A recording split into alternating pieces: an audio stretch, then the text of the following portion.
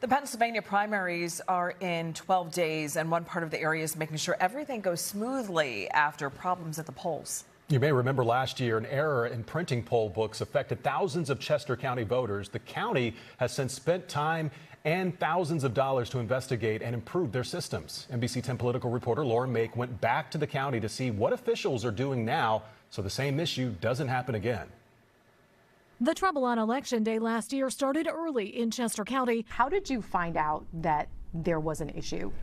I got a call around 7 a.m. as soon as they opened the poll books and realized that independent and third-party registered voters weren't there. As county officials prepare for the primary, I sat down with Chester County Commission Chair Josh Maxwell, a Democrat, and Republican Commissioner Eric Rowe. Can voters be confident that when they show up at the polls, they are going to be able to cast their ballot without any issues? I'm very optimistic that everything will go off without a hitch this spring. Maxwell said the issue was a one-off, a mistake by an employee in printing the poll books with only voters registered with major parties.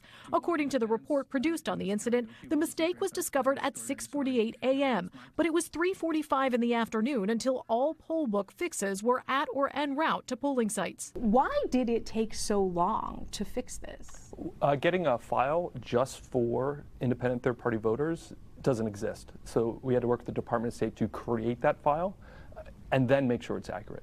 Investigators also highlighted issues in addition to the error. It said that it was the result of not a single isolated mistake, but rather simple human error occurring within a system characterized by inadequate training, insufficient safeguards, limited oversight, and structural staffing changes. I just counted 4 things there. I know they cite other issues as well. Have those things been rectified?